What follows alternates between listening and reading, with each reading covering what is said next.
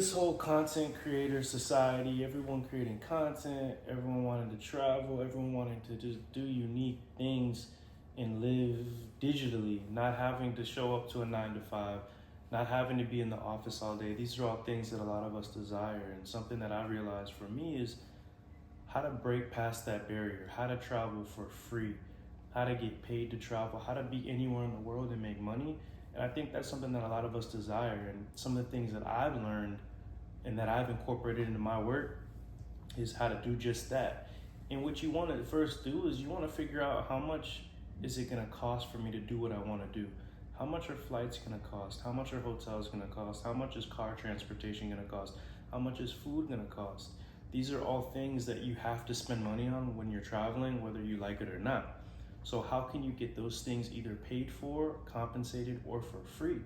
And the best way to do that is just to exchange value. Something that I've always realized is no matter where you go, people are also going to be going there too. But what's going to influence those people to go to those places that you're going to?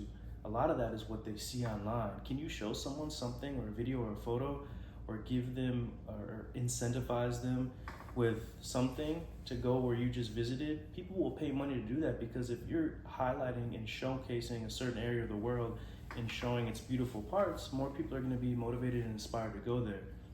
And what is that going to do ultimately? It's going to bring more money and it's going to increase the economic situation of whatever area that is. So what I've always tried to do is think about where I'm traveling. For instance, if I'm traveling to Colombia, to Santa Marta, Tayrona, a place that's super tropical, elegant, it looks off-grid, almost like Hawaii, I'm gonna try to find a brand in the United States that could utilize that type of landscape or that terrain. What type of brand would need photos in that type of area of the world? So one, you could get a brand to pay for your trip. Figure out how much that's gonna cost in total. Have the brand's budget be similar or equal to whatever that is. Now, when you go to that location, you can take photos of their products or maybe even photos of yourself if it's a lifestyle shoot. But now your trip has just been compensated by a brand that's utilizing the assets that you've created while on your trip at the same time that you would have already probably done in the first place. So that's one, that's super simple to do that. But say there's not a brand, say there's no one that wants to pay for you to take content of their products in whatever city you're in. What you can do is you can research the city that you're going to, find local restaurants, find hotels that could utilize you showcasing their place in the best way possible. You could get a 3-night free stay, 4-night free stay, a whole week, depending on what you negotiate.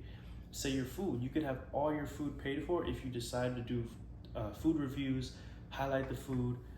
So basically you're bartering at that point. But once again, if you want to travel for free or you want to get paid to travel, these are things that can reduce the cost. So now you can make whatever that is possible. That's something that I've always done. No matter where I go, I'm going to always try to get a discount because I know that content is currency. When you view content as currency, now you can go about in a different way because you're adding value to everything you touch. That's how I like to move. So no matter where you go into the world, you can apply these principles.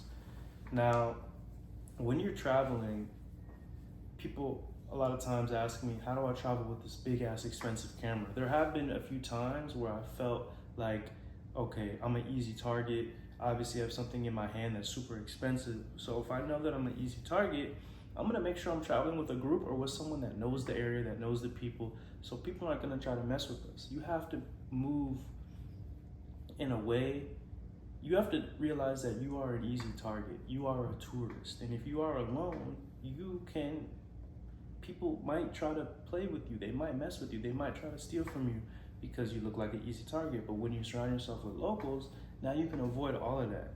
You can bring your camera, you can bring whatever you want to bring because you're with locals and they respect the locals. So, and a lot of times it's about being outgoing. If you're a cool camera guy, and you know how to connect with people, talk with people, and make relationships, more than likely or not, people are gonna vibe with you to the point where they're not even gonna think about messing with you. So you have to take those things into consideration as well.